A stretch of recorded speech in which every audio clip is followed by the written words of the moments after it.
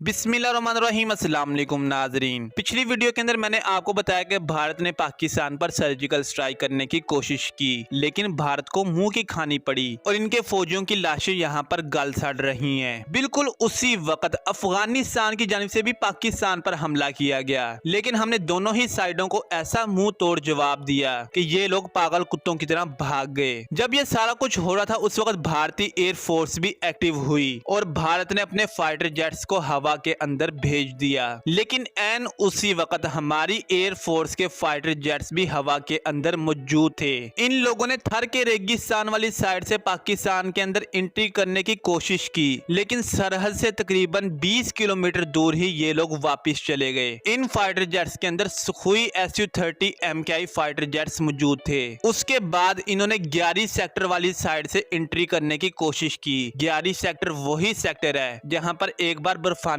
तोदा गिरा और हमारे फौजी उसके नीचे आकर दब गए और शहीद हो गए। इन्होंने सोचा कि वहां पर तो कोई भी मौजूद नहीं होगा, चलो वहां से हम एंट्री करते हैं और पेलोड फेंक कर वापस आ जाते हैं। लेकिन वहां से भी इनको नाकामी का सामना करना पड़ा, क्योंकि वहां पर एक बहुत बड़ा ड्रैगन मुंह खोल के खड़ा हुआ था, जिसके बारे में मैंने आपको ये बताया कि वो पहाड़ों के अंदर छुपा हुआ है। इन्होंने बहावलपुर सेक्टर से भी एंट्री करने की कोशिश की, लेकिन हर तरफ से इनको नाकामी का सामना करना पड़ा और जो फाइटर जेट्स इन्होंने भेजे थे वो तमाम के तमाम सुखोई Su-30 MKI थे। ना तो उनमें रफाल मौजूद था और ना ही तेजस मौजूद था। रफाल के बारे में तो मैं जानता हूं कि रफाल को इसलिए नहीं भेजा गया कि कहीं अगर वो गिर गया तो फ्रांस हमारी बैंड बजा देगा, लेकिन जंग फाइटर जेट के आगे इन्होंने अपने दुनिया के जदीद तरीन एयरक्राफ्ट तेजस को क्यों नहीं उतारा। मैं इनसे ये पूछना चाहता हूँ। तेजस को तो आपने श्रीलंका के पास भेज दिया हुआ है और जिस एयर बेस पे वो मौजूद है, सुना है उसके आसपास आप लोग गधे पाल रहे हैं और उन गधों को आप दूसरे ममालिक को एक्सपोर्ट करते हैं और वो ममालिक बाद में उनके ऊपर अपने नाम की स्टैंप लगाते हैं और चाइना को एक्सपोर्ट कर देते हैं और चाइना को गधे एक्सपोर्ट करने का ताना पाकिस्तान को देते हैं। वैसे तो आप गौ माता की बहुत इज्जत करते हैं, लेकिन दुनिया के अंदर सबसे ज्यादा मीट एक्सपोर्टर तो आप लोग हैं। थंबनेल के ऊपर आपने एक तस्वीर लगी हुई देखी होगी। उस तस्वीर का मतलब यह कि तेजस भी एक गधा ही है, वो उड़ ले इतनी ही बहुत बड़ी बात है। जहां पर आप उन गधों से पैसे कमा रहे हैं, इस गधे को भी आप चाइना को एक्सपोर्ट कर दें, शायद आपको कोई पैसे मिल जाएं, क्योंकि जंग तो इसने लड़नी नहीं है और बातें आपने बहुत लंबी लंबी करनी है और आपकी लंबी लंबी बातों के ऊपर हमने आपको ऐसा करारा जवाब दिया कि आप लोग याद रखेंगे। अगर आप लोगों में हिम्मत होती तो आप वार गेम्स के अंदर अपने MiG-29 को GF-17 थंडर का सामना करने के लिए ना भेजते, बल्कि अपने रफाल को भी उतारते